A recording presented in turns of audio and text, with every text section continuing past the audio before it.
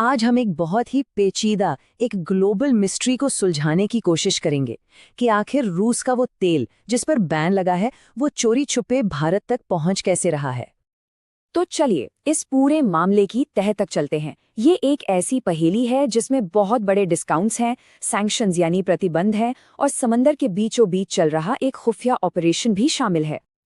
तो ये पूरी कहानी शुरू होती है एक ऐसे ऑफर से जिसे ठुकराना आप समझ लीजिए लगभग नामुमकिन है।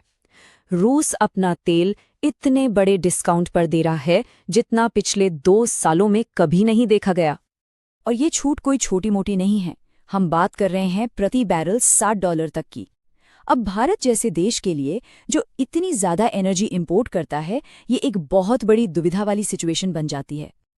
तो ये रूस का अविश्वसनीय ऑफर, ये गुप्त व्यापार काम कैसे करता है, इसे समझने के लिए ना एक बहुत ही दिलचस्प एनालॉजी है स्मगलिंग की दुनिया से। सोचिए स्मगलर्स कैसे काम करते हैं। पहला, उन्हें एक मौका दिखता है, जैसे एक राज्य में कोई सामान बहुत सस्ता है और पड़ोस के राज्य में उसकी डिमांड बहुत ज्यादा है पर वहां वो बैन है। दूसरा, वो तरीका ढूंढते हैं, सामान को छिपाने के लिए दूध के टैंकर या एम्बुलेंस जैसी गाड़ियों का इस्तेमाल करते हैं ताकि किसी को शक ना हो। और तीसरा, सबसे जरूरी है मुनाफा। प्रॉफिट इतना ज्यादा होता है कि अगर 3 में से एक शिपमेंट पकड़ा भी जाए तो भी उन्हें कोई खास फर्क नहीं पड़ता। ये एक एक्सेप्टेबल रिस्क होता है। ये शैडो फ्लीट स्मगलिंग की चाल, वैश्विक प्रतिबंधों को दरकिनार करने का रूस का समाधान। और कमाल की बात यह है कि रूस ने भी कुछ इसी तरह का लॉजिक अपने तेल एक्सपोर्ट पर लगाया है और इसी से जन्म हुआ है एक चीज का जिसे कहते हैं शैडो फ्लीट। तो ये शैडो फ्लीट है क्या? सीधे सीधे कहें तो ये तेल टैंकरों का एक ऐसा झुंड है जो बिना किसी आधिकारिक पहचान, झंडे या ट्रैकिंग सिस्टम के काम करता है। ये असल में घोस्ट शिप्स हैं, भूतिया जहाज। इनका बस एक ही मकसद है, अपनी असली पहचान और मंजिल को छिपाना, ताकि इनके अंदर जो बैन किया हुआ तेल है उसे कोई ट्रैक ही ना कर पाए। लगभग नामुमकिन हो जाता है।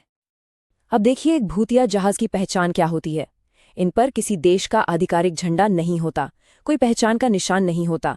सबसे बड़ी बात, इनका ट्रैकिंग सिस्टम हमेशा बंद रहता है। ये लोग नकली या डुप्लीकेट डॉक्यूमेंट्स पर काम करते हैं और अगर कभी कोई इनसे पूछताछ कर भी ले तो क्रू के पास पहले से ही तैयार झूठे जवाब होते हैं। मतलब ये पूरी तरह से इंटरनेशनल मैरीटाइम लॉ के रडार से बाहर ऑपरेट करते हैं। तो सवाल ये उठता है कि अगर ये सब इतना खुफिया तरीके से हो रहा है तो फिर ये राज खुला कैसे? इसके लिए हमें एक जांच की तरफ देखना होगा जिसने इस पूरे शैडो फ्लीट को दुनिया के सामने ला दिया। ये जांच की थी एक फिनिश थिंक टैंक ने। इस थिंक टैंक का नाम है CREA यानी centre for research on energy and clean air. यहाँ के रिसर्चर्स ने इस पूरे खुफिया ऑपरेशन का पर्दाफाश किया। उन्होंने बहुत ही बारीकी से मैरीटाइम डेटा को ट्रैक किया और इन झूठे झंडे वाले टैंकरों के पूरे नेटवर्क को दुनिया के सामने उजागर कर दिया। और जो आंकड़े सामने आए वो चौंकाने वाले थे। सिर्फ जनवरी से सितंबर 2025 के बीच भारत ने इन्हीं घोस्ट शिप्स से 5.4 मिलियन टन, जी हां 5.4 मिलियन टन रूसी कच्चा तेल इंपोर्ट किया। इस चार्ट को देखिए, ये दिखाता है कि जनवरी से सितंबर 2025 के बीच रूस का ये खुफिया तेल कहां कहां गया। और इसमें साफ दिखता है कि 5.4 मिलियन टन के साथ भारत सबसे बड़ा डेस्टिनेशन था। सिर्फ 9 महीनों के अंदर इंडिया रूस के शैडो फ्लीट के लिए दुनिया में सबसे बड़ी मंजिल बन गया। अब अमेरिका की कंपनी दर कंपनी जवाबी कार्रवाई। जाहिर है अमेरिका इस पूरे ऑपरेशन से अनजान तो है नहीं और वो इससे निपटने के लिए एक खास काउंटर स्ट्रैटेजी अपना रहा है जिसे ईरान फॉर्मूला के नाम से जाना जाता है। तो ये ईरान फॉर्मूला है क्या? ये अमेरिका की एक सैंक्शन स्ट्रैटेजी है। इसमें वो पूरे देश पर एक साथ बैन लगाने के बजाय उन एक कंपनियों को टारगेट करते हैं तो इस गैर कानूनी ट्रेड में शामिल होती हैं। तो मुद्दा ये है कि देश को सजा देने की जगह उन कंपनियों की कमर तोड़ दो जो इस व्यापार को चलाने में मदद कर रही हैं। और ये ईरान फॉर्मूला सिर्फ कागजों पर नहीं है, ये एक्शन में भी दिख रहा है।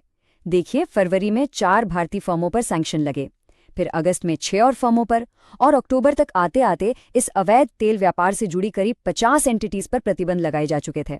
मतलब साल भर में सैंक्शन झेलने वाली भारतीय कंपनियों की लिस्ट लगातार लंबी होती गई। तो इस तरह ये पूरा मामला एक चूहे बिल्ली का खेल बन गया है। और अब दांव और भी बड़े हो गए हैं। अब बात आ गई है 500% टैरिफ के खतरे तक। एक खुली चेतावनी दी गई है कि रूस के साथ व्यापार करने वाले किसी भी देश पर बहुत गंभीर रूप से प्रतिबंध लगाया जाएगा। ये बयान अपने आप में एक सिग्नल है कि अब नरमी बरतने का दौर खत्म हो गया है और रूस को मदद करते हुए पाए जाने पर बहुत सख्त एक्शन लिया जाएगा।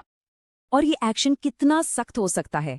बात हो रही है 500% तक के टैरिफ की। जरा सोचिए, 500%। ये एक ऐसा कदम है जो किसी भी देश की अर्थव्यवस्था को बुरी तरह से हिला सकता है, उसे तबाह कर सकता है। तो भारत के लिए दांव पर क्या लगा है? अगर ऐसा कोई टैरिफ लगता है तो इसके नतीजे बहुत गंभीर होंगे। एक्सपोर्ट सेक्टर को एक जबरदस्त झटका लगेगा। देश की जीडीपी ग्रोथ धीमी पड़ सकती है। हमारा विदेशी मुद्रा भंडार तेजी से घट सकता है और इसका सीधा और बहुत बुरा असर हमारी स्टॉक मार्केट्स यानी निफ्टी और सेंसेक्स पर भी देखने को मिलेगा। ये